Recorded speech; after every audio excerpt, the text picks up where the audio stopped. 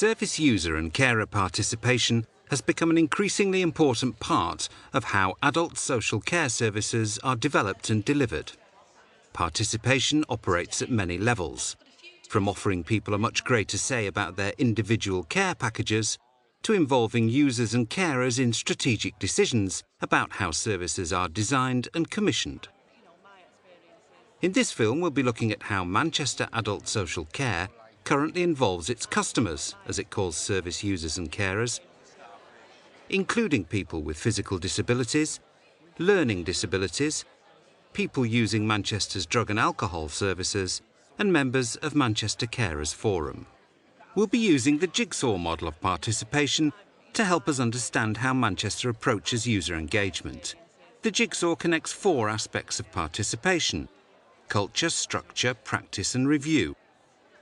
The culture of an organisation can define how successful its participation and engagement process can be. Any organisation wishing to develop meaningful participation must first develop a positive attitude towards the process. It's absolutely vital that we have customers involved in developing services. So from a strategic point of view, we cannot operate without customers being involved in participation of the development of services over the coming years. So we attempt to involve as many people as possible in that process. And what do we mean by consultation? Do we just want to tell, by consulting with people, we're just going to tell them what we're going to do and ask them to just say, well, that's okay, and rubber stamp it? Or are we saying that we need to have people involved right from the very word go, identifying what their needs are? We have a wonderful man to work with, a chap called Paul Cassidy, who is keen as mustard on getting us involved in all departments within social services, and I'm sure it frightens some of the senior staff, but, well, what Paul wants, Paul gets. I'm going to hand over to Paul Cassidy now, who's the Assistant Director for Customer Support, to start the group work off. Morning everybody, my name is Paul Cassidy and I'm the large one in the little and large duo. I'm just saying that because what I want you to do this morning is have a little bit of fun as well as be serious, because we're here to try to make it an enjoyable experience for people as well as to get some valuable information back. We want to make sure that what we do really does reflect what people want us to do. We spend about £150 million of public money, and we provide services to about 20,000 people in the city. So it's quite easy to get things wrong when you're talking about those numbers, really. And if we don't listen to our customers, if we don't listen to the families of our customers, we're more likely to get things wrong.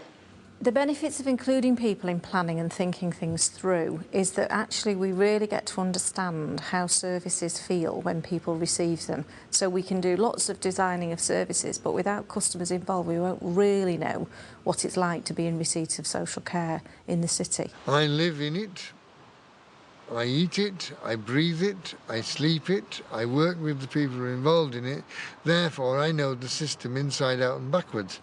So the benefits are that people get to tell us honestly what it feels like. And also, I can tell them, look, this isn't working, and we can go back and look at it again. We learn the areas that don't work very well. We've got then a chance to involve people in redesigning those services, and we don't waste money in designing things that don't work for people. The Carers Forum, how that's a particular big group, and what kind of consultation do you engage in as a group? Well, there's regular meetings actually held with the adult social services, because I was at one only a few weeks ago. There are regular interactions, a lot of interaction, of course, with your own particular staff. I mean, I'm fairly new to the Carers Forum, which I would say that in terms of relationship with adult social care, it works very well. For some people it represents a real change in the way they've worked and done and thought and done practice before, where they've made the decisions, they've undertaken the assessments, they've put the services in place, job done. And years ago we were told that we know what's good for you, you don't. Thank God things have changed.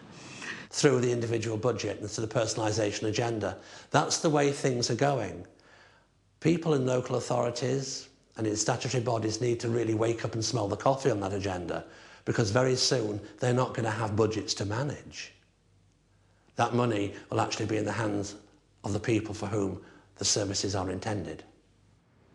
Structure is fundamental to participation, and any organisation wanting to successfully develop engagement must first establish structures to ensure that any potential barriers can't hinder the process. When you're trying to work with a very mixed group of people to make sure that everyone is included in some form of consultation, you have to take into account all the issues that may affect that involvement. So their past history, their level of disability or awareness, their experience of working with organisations. The group of people that we serve have memory problems and understanding problems, and we often have to go over issues a number of times. We often have to break down ideas into their very most basic concepts. We've tried very unusual ways in this group of finding out what people think.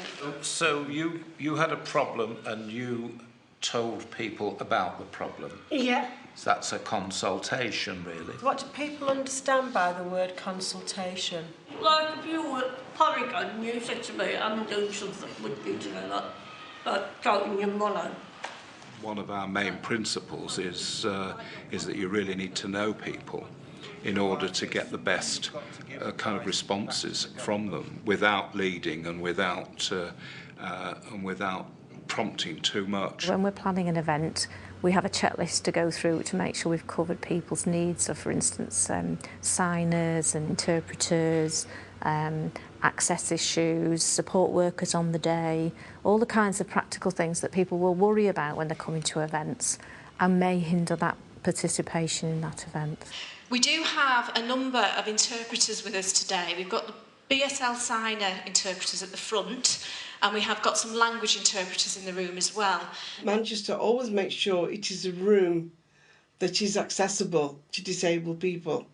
There's an exit there, but there are steps. So the other exit is out this side and through the doors where the lifts are, and that is full access to the road, and there will be staff at either door to assist people to get out. The difficulty you often get into is that individuals will want to talk about their own personal issue today for them, rather than a sort of global view around what services should look like. So some of the things that we have done is work with people in advance of consultation so that we're actually training people to represent groups of people, not just themselves. I had to go on a training course, which was 2 days of very intense training, to be told and taught how to ask questions, how to participate, how to listen. We are still learning though, and we're always open to the next thing that we need to think about. And there are clearly in Manchester still customer groups that we aren't reaching. I've got a really good friend, right, and he's got dual diagnosis. Yeah, he's an addict, and he's also got autism, right. And a place like this, he just even contemplating coming. He can't even get to Glentop, right, because of the fear. What he suffers from and stuff like that, do you know what I mean? So I think, I think they need to do help around stuff like that as well. We're going to widen the reach around our consultation and develop a new strategy that brings everything we've already learned that we think is very positive into another level really of consultation for the future. Organisational practice must allow people who use services the opportunity to participate in ways that suit them. Therefore, an array of varied practices needs to be developed by organisations. Customers in Manchester are currently involved in planning around design of services, around change in policy, around implementation of the personalisation agenda. And that varies in different kinds of services. So we have formal partnership boards in a number of services, which have been established for a couple of years now and been very effective in being focal points for us to take ideas and thoughts to, or initiatives to ask for assistance and support in thinking things through and designing services. We've been asked to look at this picture because it's about telling you what to do when you've got a cold. Okay? And we thought the top bit wasn't too bad. We thought the bottom bit was very good. We've been running the group for approximately 8 to 10 years, something like that. I think it's definitely been going for about 8 years. And we've found that the way that we work with people certainly works very well in terms of finding out from people what they think about the services that they receive and the staff who support them. You thought it was swine flu. You thought it was... This one. Yeah. Kill out. Kill. It. Kill it. What does that mean? How could they make that message, that picture, better? If you're going to do it properly, do it in not big, that picture, that big. Yeah. Do something clear, understand what it says. This is already the second time that somebody has tried to make this easy to understand. I'm angry. You should have done it properly. You should have asked other people. Yeah, they have asked other people, and they're asking our group as well, I'm so that they can do it properly. You should do it properly. They will fix it, and they will take all your comments on board. Some of our other groups have care and consultation forums. Some people are part of sort of wider email circles where they can email information into us. We do a couple of formal questionnaires each year where we write out to large numbers of customer groups to get information back. We've also, I think, influenced quite strongly the participation of people in the selection of staff. They've said for many years, I want to say, in who supports me. Would I like this lady stroke gentleman to look after me? If I think they're not going to do it properly, then I'm sorry, but they don't get the job. They may well know all the answers on paper, but would they go out and look after me as I would wish to be looked after, or would they simply tell me what I was going to do and what I was going to have? It is now across the board in the Learning Disability Partnership and in many of the independent providers that there's always a panel member with learning disability at staff selection, which we think is quite a significant step forward. Tricia actually goes on a panel for when they're interviewing at Delisted. For new staff? Yeah, for new staff. Obviously one of the carers go with her. And she'll say like things on the board. Yeah. Are you going to tell us some of the things you've said in interviews, Trish? Yes.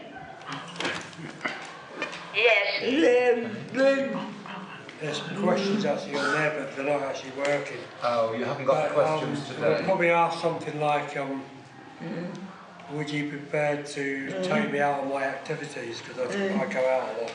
I do a lot of activity, as Tricia does anyway. Is that right, Trish? Is that the kind of question you ask? Yes. We pay them expenses, we pay them for a day's work, and they really feel that they've chosen staff and really feel good about their involvement in that. We are looking to modernise even further the ways that we consult with people. For instance, text alerts to younger people who are very busy out there doing everything they need to do and haven't got time to come into a meeting, but they would text a response back to a question or an issue if we could look at facilitating that kind of response. So I think we're keen to look to branch out into other ways of doing this.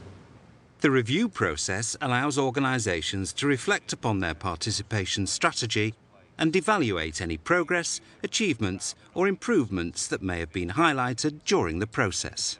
In Manchester, we use a number of ways to find out that if participation works, and that the key ones are through our customer groups that we run and the partnership boards. I have noticed a lot with City Council is layers of not cost-effective bureaucracy a lot of changes in language, the care managers, do you know what I mean? Used to be social workers. I mean, and I don't mean that derogatory to care managers, don't seem as skilled as they used to be. Do you know what I mean? They seem to be following more political agendas. You know, housing always comes up for everything in the community, and it seems like this housing have a big mafia, yet nothing ever changes and stuff like that. I just hope that some of the changes are taken on board what people are saying, because, you know, I've heard it said 10, 15 years ago. I mean, I was brought up in Human Moss Side, pulled it down twice, consultated us numerous times, and there's still a housing problem. Some places may not be doing it as well as Manchester. Some places may be doing it better than, but it's the attitude of mind. I think Manchester have really done a lot about engaging with people, and there is a will there, there is a desire. It's just about getting that idea really firmly entrenched within the whole of the service. We're not currently using a formal method to evaluate the consultation process, but I think we'd be quite keen to look into what's available. But one of the things I think, would be key, would be customer involvement in that process. So, for instance, I would prefer that it's a customer organisation or group of people who are actually doing that evaluation. I don't think it should be done by the authority itself. How do I know that my views are being listened to? Because if I ask somebody to do something, I will give them a couple of weeks and I ring up and find out if they've done it. The evidence we look for in terms of our voice being heard is the change that is made as a consequence of us voicing our ideas and our views. We do get a lot of feedback because we ask the questions. I mean, I do. I ask an awful lot. Well, what's changed? On the whole, most authorities are good at listening and they're good at thinking through what needs to be different and trying to make the changes, but letting people know that we have changed it and what the benefits are to them is often more difficult. You know, you put your stuff over, and it'd be nice to hear whether it's changed. Yeah. You know, this is all good, but does it change anything? Do you know what I mean? That's sort of. That we're saying to you, you know, in it, you never get to find out. You don't get to find out if there has been a change. Yeah. What do you think would be a reasonable time frame to get some feedback about your comments or complaints? I'd say at least a couple of months. Yeah, you know, it's not going to change overnight. I'd say 2 or 3 months really before anything's been changed. 'Cause these things don't get rushed, do they? I've seen a lot of feedback that they think we need to hear, but I've not actually seen anything really hit the ground and make a difference yet. Have we made a difference? Where have we made that difference? We don't want to see reports to committee. We don't want to see, you know, quality marks. We don't want to see all that. We want to see changes to lives of people in Manchester. One of the key aspects for the future around consultation is that we are aiming that people will not be waiting for us to go and ask them what they think, but actually getting to a point where they're able to voice views and opinions about what should change and develop in their own time, in their own way. If the power was shifted more to a community level, and what would have changed? I'd listen more to the communities, but not just listen for the sake of placating them and then ticking a box saying, yes, we've listened. I'd really sort of evidence where we've actually listened and an outcome. The way that the City Council and Adult Social Care engages with the Carers Forum and with carers in terms of identifying need and working together to address that need is a real model of engagement. Senior management who are involved in social care now have got the mindset that they need to have us on board working with them. Not token gesture representation in the services from the community. Community representation with a say. So that actually we don't just have consultation, but we have engagement, so that people feel they have a stake in the services which are there supposedly for their benefit. And on the whole, I think that's where we're getting to, but we have still got pockets that I think we could do more. And I think the day that I stop thinking that is the day probably I need to find a new job.